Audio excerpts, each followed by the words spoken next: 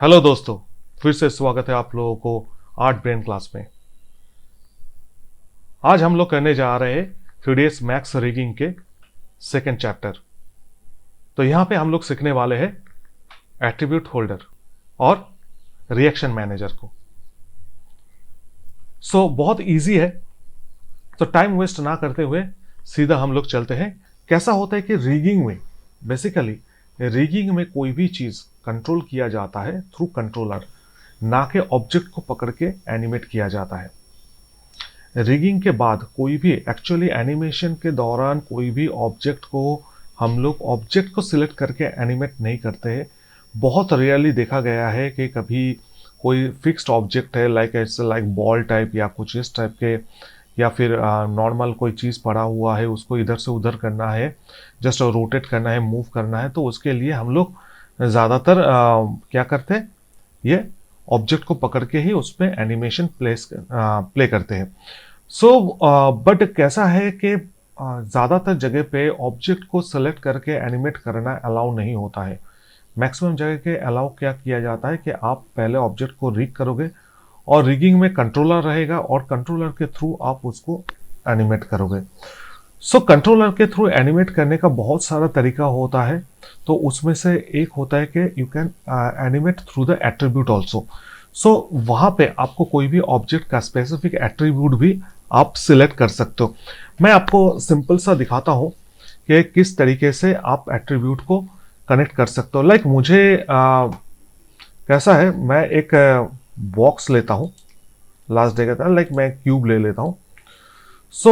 मैं चाहता हूं ये क्यूब मैं एनिमेट करूं, मगर मतलब इसको रोटेट करूं, स्केल करूं या फिर मूव करूं, जो भी करूं, बट इसको एक कंट्रोलर के थ्रू एट्रीब्यूट मैं करूं।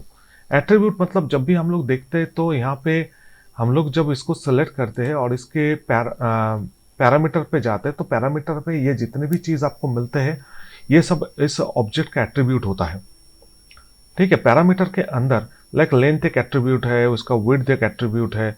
सेम तरीके से इसको जब हम लोग रोटेट करते हैं तो यहाँ पे जाके आप अगर राइट क्लिक करोगे यहाँ पे इसके रोटेशन एट्रीब्यूट आपको दिखाई देता है।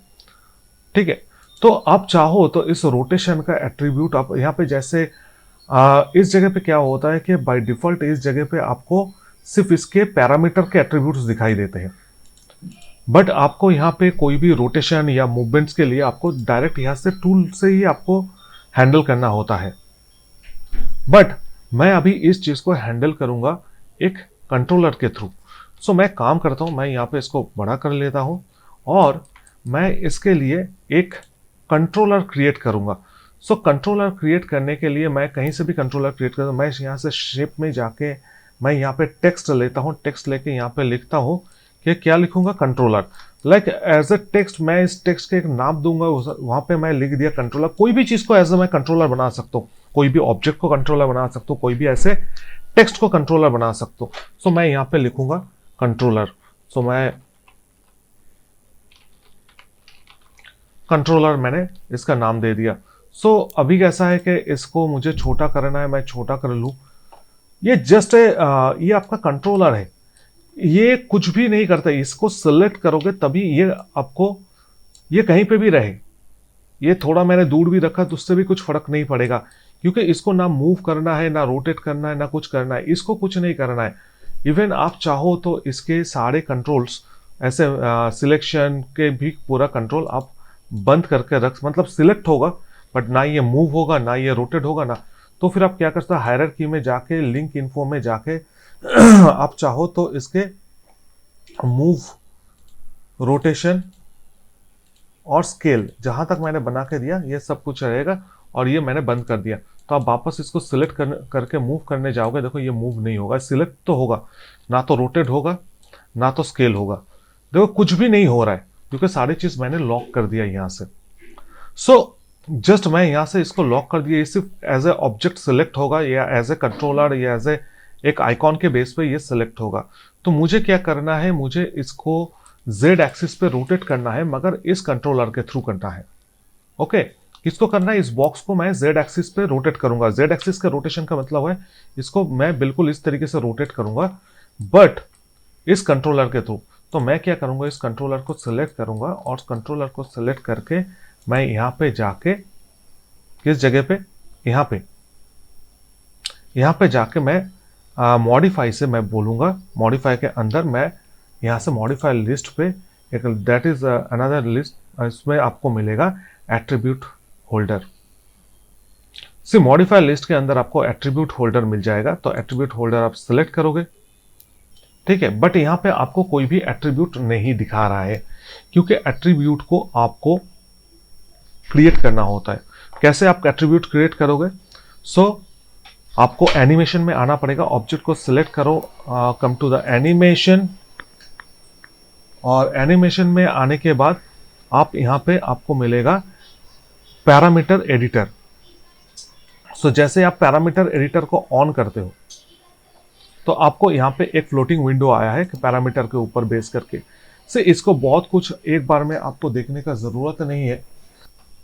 तो ये पैरामीटर एडिटर में सबसे पहले आप क्या करोगे, इस पे आपको पैरामीटर एडिटर में नाम देना पड़ता है। आपको पैरामीटर का नाम देना पड़ेगा। That is basically rotation.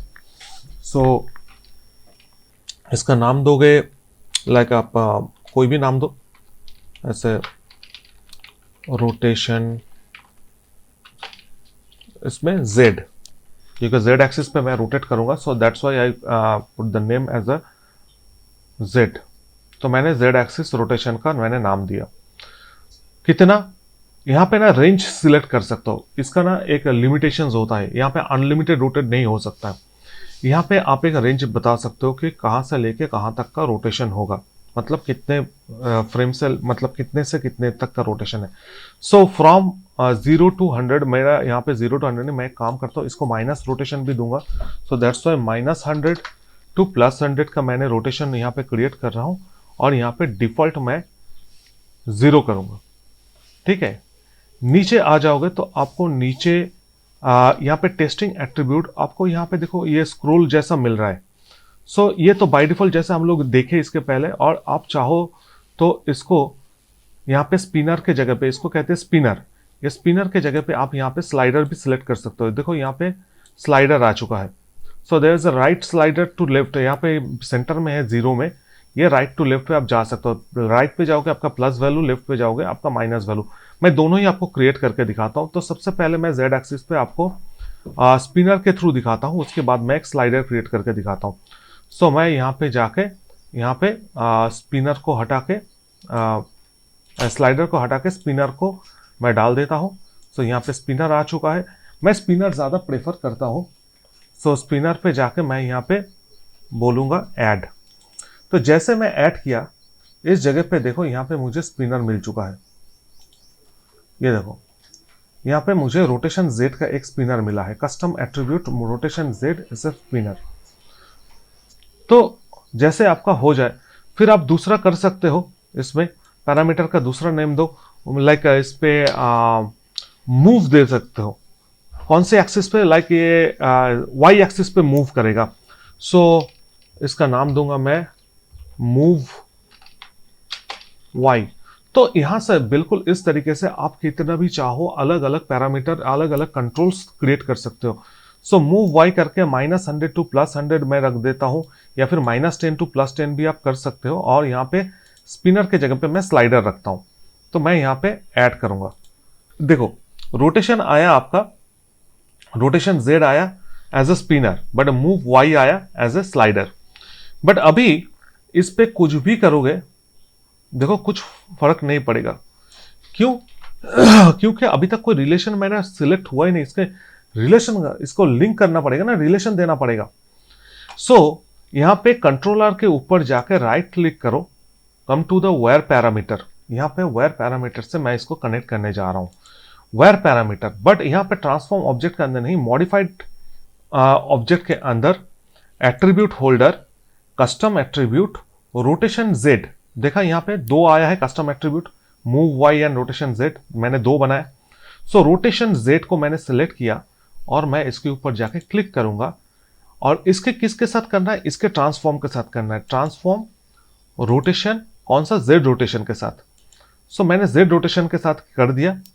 ये आपका स्लाइडर है, ये देखो, देख सकते हो आप, यहां से दिख रहा है, देखो रोटेशन Z आपको यहां से लेके यहां तक फ्लो करना है। सो मैं यहां से फ्लोट, यहां से लेके यहां तक, इसके ऊपर कुछ भी मैं डबल वे नहीं कर रहा हूं आज, मैं सिर्फ सिंगल वे पे मैं इसको कनेक्ट कर रहा हूं। तो जैसे मैंने कनेक्ट कर दिया, मेरा काम हो चुका है। तो क्या होगा, अभी अगर यहां से मैं इसको ऊपर नीचे करूंगा तो देखो ये रोटेट होना चालू हो गया।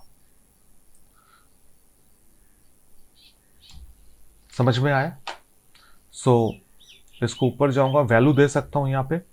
सो 100 तक ये जाएगा, देखो 100 के बाद ये रुक जाएगा, इसके बाद और नहीं जाएगा, खत्म। सेम वे में ये -100 तक आके रुक जाता है। सो इसके ऊपर जाकर राइट क्लिक करूंगा तो ये 0 पे आके सेट हो जाता है। बट इस पे कोई वैल्यू नहीं है, देखो इसके अंदर कोई भी वैल्यू मैंने अभी तक पुट नहीं किया। मतलब वैल्यू तो है मगर ये लिंक नहीं है, रिलेशन में नहीं है। इस पे प्लस वैल्यू माइनस वैल्यू है मगर इसके साथ कोई रिलेशन में नहीं है। तो ये कौन सा है, वाई एक्सिस मूव के ऊपर है। सो गलती से भी मूव चेंज मत कर देना। ये चीज है कि मूव वाई बोला गया है, तुम एक्स के साथ लिंक मत कर देना, नहीं तो सब कुछ गलत हो जाएगा। ओके, सो इसको सिलेक्ट करो, सिलेक्ट करके इसके ऊपर जाके राइट क्लिक, वापस वही वेयर पैरामीटर, इस पे modified object, attribute holder, custom attribute and move Y select किया। इसके ऊपर जाके क्लिक करता हूं, transform position, right now position के ऊपर जाएगा, मूव मतलब पोजीशन ही चेंज होगा। सो वाई पोजीशन, तो जैसे मैंने वाई पोजीशन किया, सो मूव वाई को इसके वाई पोजीशन के साथ वापस कनेक्ट करके इसको कनेक्ट कर दो। तो अभी दो चीज इसका कनेक्शन में आ चुका है, देख सकते हो आप। तो मैं इसको बंद किया, तो अभी आप यहां से करोगे, देखो ये प्लस वैल्यू में जा रहा है, यहां से जाओगे तो माइनस वैल्यू में आ रहा है, ये देखो। तो इस स्लाइडर से मैं इसको एक रेंज तक एनिमेट कर, बट कैसा है कि वो कहां तक जाने वाला है ये मेरे हाथ में नहीं है, कि एग्जैक्ट यहीं तक नहीं, मुझे चाहिए था यहां तक आए वो, ये मैं सेट नहीं कर पा रहा हूं इससे। ओके, तो इसको अगर करना है तो क्या करोगे, अगर बिल्कुल इस तरीके से अगर करना है तो फिर इसके जो नेक्स्ट चैप्टर है मैं उसको आपको दिखाऊंगा, जिसको कहते हैं रिएक्शन मैनेजर। ये थोड़ा सा इससे भी एडवांस है, यहां पे मैं हर एक कंट्रोल्स को पहले से बता सकता हूं कि क्या होने वाला है और क्या कहां तक होने वाला है। ठीक है, ईच एंड एवरीथिंग यहां पे कितने दूर तक मूव करेगा, कितने तक रोटेट होगा, कितने तक स्केल होगा, ये सारी चीज मैं पहले से प्री डिफाइन कर सकता हूं। So let's start with reaction manager. तो इसके लिए भी मुझे क्या करना होगा, मुझे मैं यहाँ पे थोड़ा सा एक नया चीज आपको दिखाऊंगा थोड़ा सा। सो इस जगह पे मैं जाके एक ऐसा वॉल टेप बनाया। आप बता सकते हो कि ये एक नॉर्मल, मैं इसको थोड़ा सा 0 पोजीशन में लेके आता हूं, तो इसको आप बोल दो कि ये एक डोर का एक पार्ट है। तो मैं काम करता हूं, इस जगह से जाके मैं इसको बिल्कुल यहां पे सेट रखता हूं। तो इसका डुप्लीकेट और एक लेता हूं। ओके, सो इसको आप एक काम कर सकते हो, आप फ्रंट से भी जाके इसको बहुत अच्छे से सेट कर सकते हो। तो एक यहां पे, एक यहां पे। आप बोल सकते हो ये कुछ इसके तरह होने वाला है, जो आप लोग शॉपिंग मॉल में जाते हो तो वहाँ पे, या थिएटर में जाते हो वहाँ पे जो स्लाइडिंग डोर्स होता है ना, मैं वैसा ही कॉन्सेप्ट पे इसको क्रिएट कर रहा हूँ। तो इसको समझने के लिए मैं दोनों दरवाजे का कलर थोड़ा सा अलग अलग कर दूंगा, एक ब्लू एक रेड कर देता हूँ ताकि आपको समझ में आए। और इसके लिए मैं एक थर्ड पार्टी ट्रिगर का इस्तेमाल करूंगा। थर्ड पार्टी ट्रिगर मतलब जिसके साथ ये काम करने वाला है। मतलब जब भी हम लोग कोई भी चीज को करते हैं, लाइक अगर फैन को चालू करना है तो उसके लिए स्विच होता है। सो उसमें आप स्विच को ऑन करोगे तभी फैन चालू होगा। दैट मीन्स फैन को चालू रखने के लिए, उसके एनिमेशन को ऑन करने के लिए यहाँ पे ट्रिगर हो रहा है मेरा स्विच। सो इस टाइप के डोर्स के लिए ट्रिगर क्या होता है, जो डोर के सामने आएगा, क्योंकि ये ऑटोमेटिकली ओपन होता है। दैट मीन्स यहां पे मान के चलो मैं एक ना टी पॉट रखा, सो ये T pot is like a character, मेरा कैरेक्टर का रोल प्ले करेगा अभी। तो मैं इसको सिलेक्ट किया, तो मैं चाहता हूं कि ये टी पॉट जहां पे है वहां से जब यहां तक आ जाए तब ये दरवाजा खुलना चालू हो जाए, खुले। जब ये सेंटर में रहे तो ये पूरा खुला रहे, यहां तक चले जाए तब तक ये खुला रहे। इसके बाद जब मतलब इस जगह पे आते आते ये खुल जाए, इस जगह तक ये खुला रहे, यहां तक आते हुए खुला रहे, यहां तक खुला रहेगा। जब वो यहां से आगे चला जाएगा ये बंद हो जाएगा। ओके, सो इसके लिए क्या करना है, मुझे जाना है एनिमेशन में। सो रिएक्शन मैनेजर के लिए, सो एनिमेशन में रिएक्शन मैनेजर, यहां पे आप चले जाओगे तो यहां पे आपको मिलेगा reaction manager. So reaction manager एक अलग विंडो है, इस पे भी अलग फ्लोटिंग विंडो आता है। सो इस पे आप देखोगे थोड़ा सा अलग टाइप का, यहां पे आपको मिलेगा ऐड मास्टर, इसके बाद मिलेगा ऐड स्लेव। ठीक है, यहां पे सबसे पहले डिसाइड करना पड़ेगा जो आपका ट्रिगर है वो आपका मास्टर होता है। ओके, और बाकी जो ट्रिगर से एनिमेट हो रहा है या मूव करेगा उसको हम लोग स्लेव बनाएंगे। दैट मीन्स यहां पे ट्रिगर है ये टी पॉट, और ये जो दो डोर का पार्ट है ये दोनों आपका स्लेव है, क्योंकि इससे ट्रिगर होगा तभी ये काम करेगा। तो मैं इसको सिलेक्ट किया और इसको मास्टर में ले जाके ऐड कर देता हूं। तो ये कौन से एक्सिस पे जाने वाला है, वाई एक्सिस पे। तो इसका ट्रांसफॉर्म, पोजीशन, ठीक है, एंड पोजीशन वाई एक्सिस। मैंने इसका मास्टर का सेट कर दिया कि मास्टर पोजीशन वाई एक्सिस पे जाएगा, तभी जाके ये जो दो स्लेव है ये दोनों काम करेगा। ठीक है, तो इसको भी क्या करना है, इसको जाके मुझे क्रिएट करना है यहां पे स्लेव। ये एक स्लेव है, तो ये एक्स एक्सिस में ओपन होने वाला है, ट्रांसफॉर्म पोजीशन एक्स एक्सिस, और दूसरा स्लेव है ये ट्रांसफॉर्म पोजीशन एक्स एक्सिस। तो जैसे मैंने इसको कर दिया, देखो टी पॉट आपका मास्टर हो गया और यहां पे ये दोनों स्लेव हो गए। सो आपको यहां पे फर्स्ट जो स्टेट है इसको कहते हैं स्टेट, कि जब ये यहां पे रहेगा ये दोनों बंद रहेंगे। So this condition is called a state. ये जो कंडीशन है इसको एक स्टेट कहा जाता है, इस टाइप के कंडीशंस को।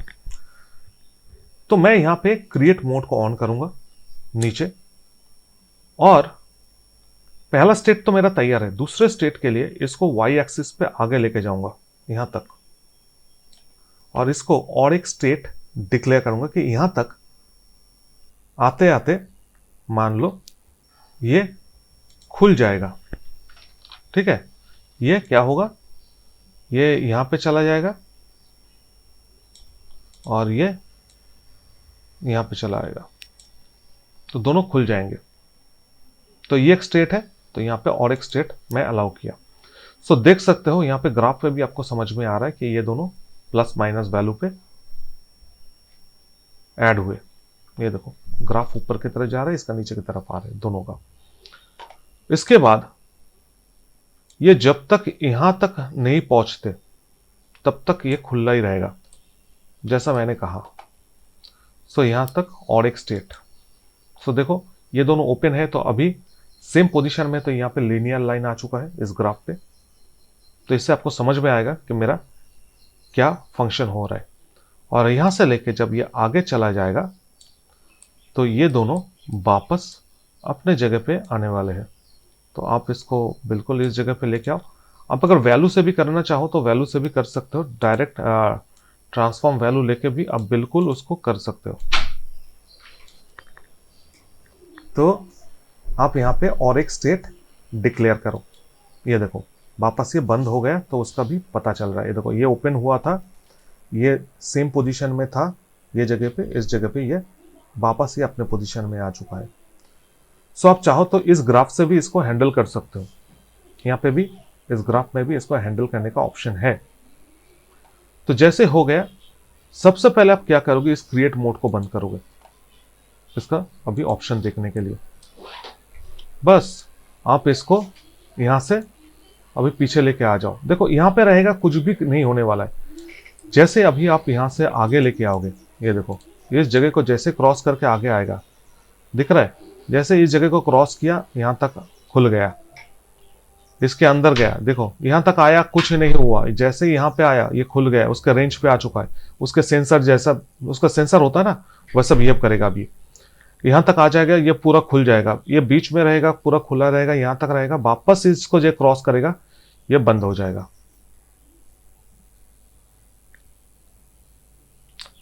सो दोस्तों, आज बस इतना ही।